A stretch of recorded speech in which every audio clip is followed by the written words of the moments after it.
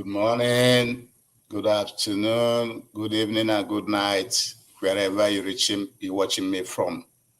Thank you for joining me in this live lecture today at Nkolo Mahadum Wisdom University. I'm sorry we have some technical issues. That was why we couldn't come on time. My name is Dr. Obioramba Iboeze. And today's date is Oye, Market Day, in the 9th month of the Igbo lunar calendar called Onwa Ana, or Onwa Ane, or Onwa Ala, depending on your dialects. And today's date in the Roman Catholic calendar is October 14, 2024. At Nkolo Mahadum, we always encourage you to use your naturally given common sense, which we call Ako Nuche, to evaluate issues, evaluate everything you see in life before you make a decision.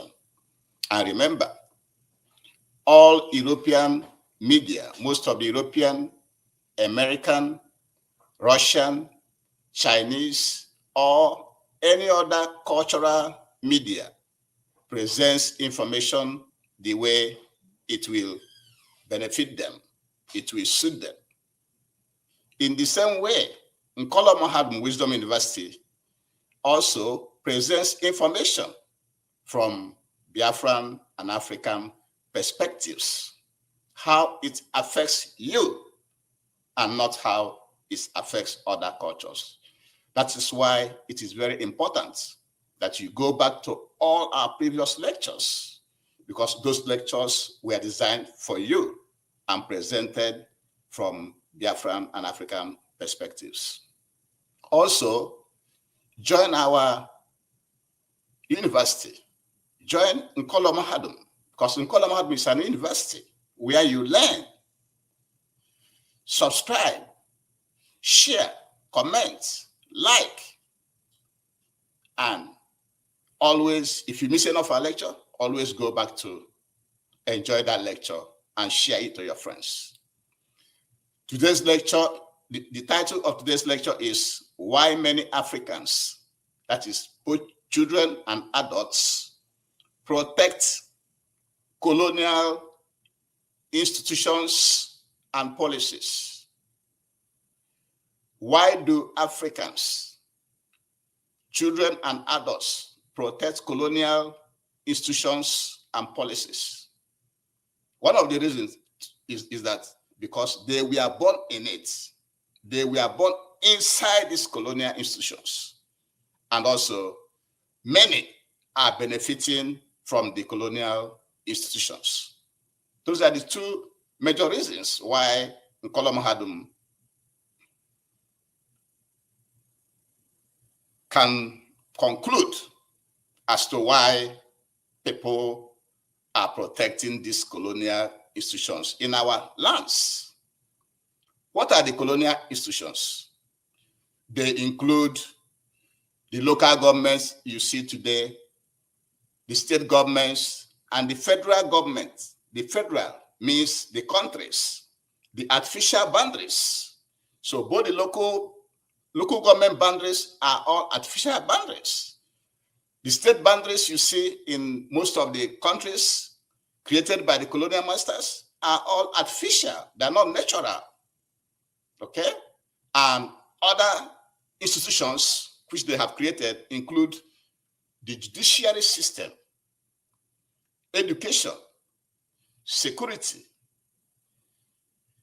then the religious institutions, churches and schools, also the banking and finance, the prison system. These are some of the colonial institutions that are in Africa and other foreign lands created by the colonial masters. The reason, another major reason why Africans protect these colonial institutions is because of ignorance. because they don't know. And even if they know, they think that to change now will be difficult. Why will changing now be difficult? So, because we are ignorant, should not stop us from changing to our own system. And note, according to Cambridge University Press, which was released on June 5th, 2014, after 400 years of the Europeans trading on the coastal lines of Africa, between 1878 to 1898, they went into African lands and partitioned and conquered virtually the entire African continent, except Liberia and Ethiopia. So apart from Liberia and Ethiopia, they conquered all the African continents. You think they conquered with wood? No, they conquered with weapons. A lot of wars was fought. They fought a lot of wars to subdue Africans to their control. And so you should also remember that in 1884, that famous 1884, when they partitioned Africa, there were 15 countries that partitioned Africa in 1884, but those that really championed the colonization of Africa includes Belgium, France, Germany, United Kingdom, Italy, Portugal, and Spain. These 7 countries spearheaded and championed the colonization of Africa. And from 1878 to 1960, which is about 82 years, from the time they started to conquer Africa, from 1878 to 1960, we have 82 years. You know, from some countries in Africa gained independence from 1958, some 1960s and upwards. Let's just use 1960. So from 1878 to 1960, it's about 82 years when they were directly ruling Africans with all these institutions that they set up, as mentioned above. And remember, from 1878 to 2024 is about 146 years, because after independence, they still use puppets, which they impose on Africans to continue using all these their imposed institutions on our people. And that is why it is very difficult. When you're talking to an African, he or she will be defending these colonial institutions because they were born in it. Their parents went through the same colonial system, institutions, and policies. And so it becomes very difficult for an African child to get away from all these imposed colonial institutions and structures in our land. That is the major thing we want you to know. That because the system has been endemic, the colonial institutions have been implanted long time ago and maintained by our own people, also imposed by the colonial masters up to these days. So, what are you going to tell a child born into this system that the parents also went through that system? What are you going to tell a child that was raised by a councillor or a local government chairman or a governor, commissioner, president, and ministers, House of Assembly members and their children? How about those in charge of the educational system, the foreign educational system? How about religion, the churches and the schools, which are one of the major brainwashing centers?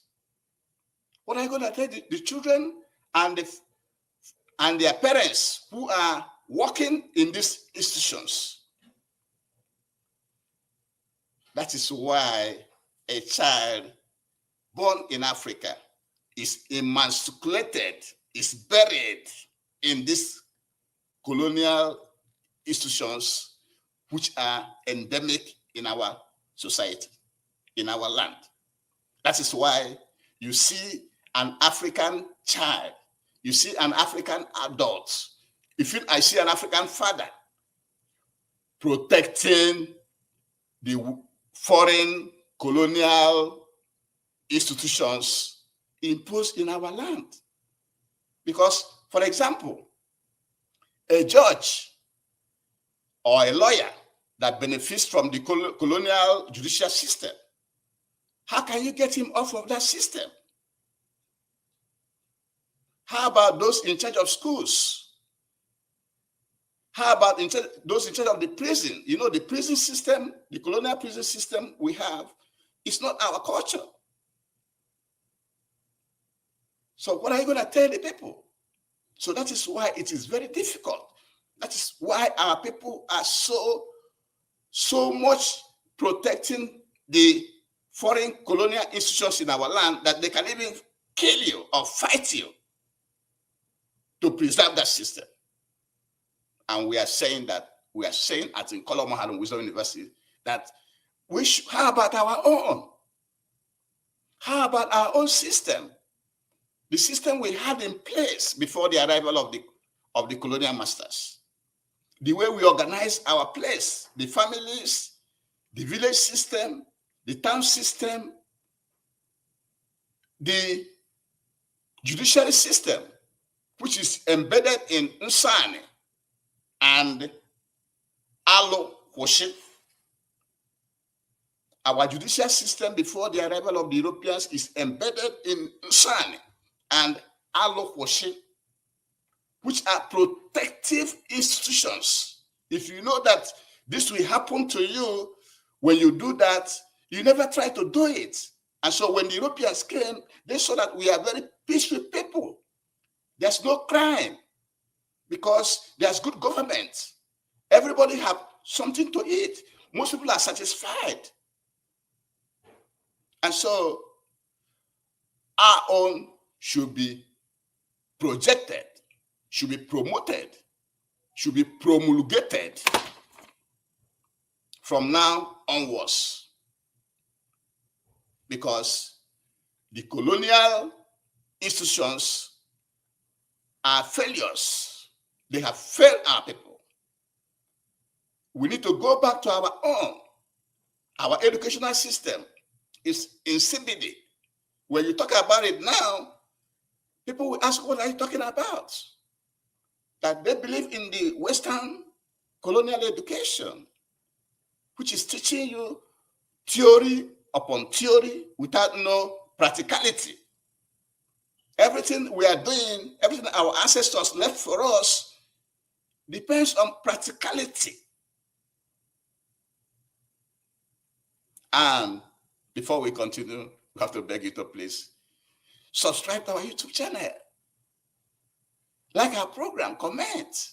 Follow us on Facebook and Twitter and other social media platforms.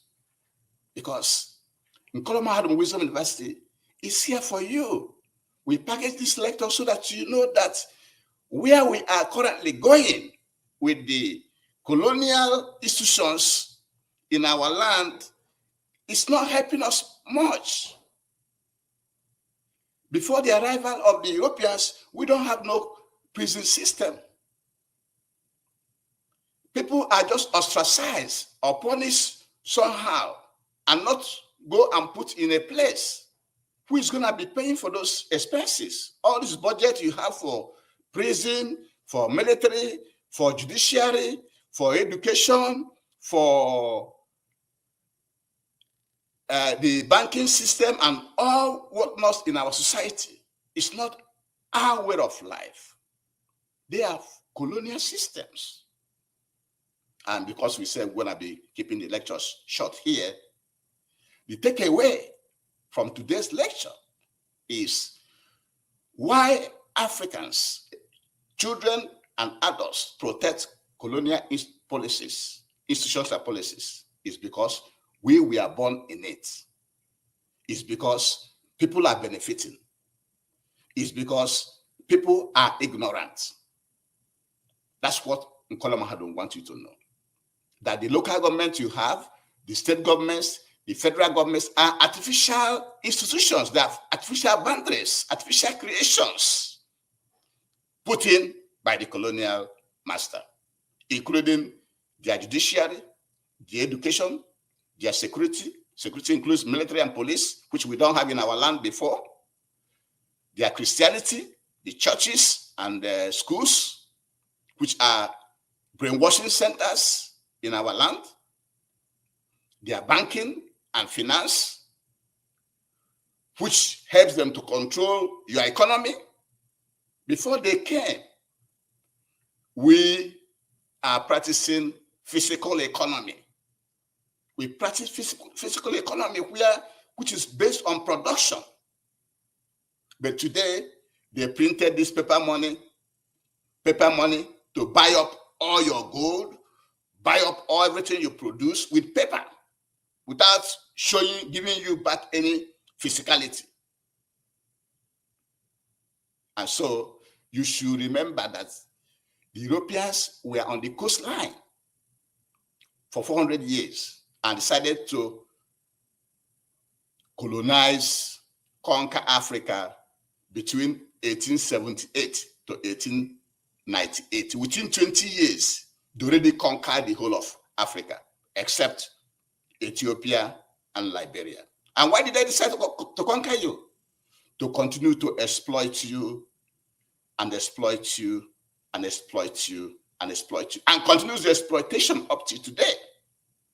And from 1878 to 1960, when many of the African countries started to gain independence, for 82 years, they were there introducing and putting in all their colonial structures in our land. And from 1878 to 2024, for 146 years, they have continued to do so with their puppets, which they are imposing on our people. And so the African child is not allowed to experience any other culture. Our own is being pushed back.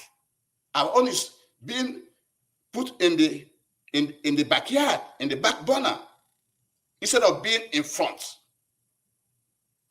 That is why Nkola Mahadum is proposing that we Africans should go back to our own way of organization of our communities, by families, by villages, by towns.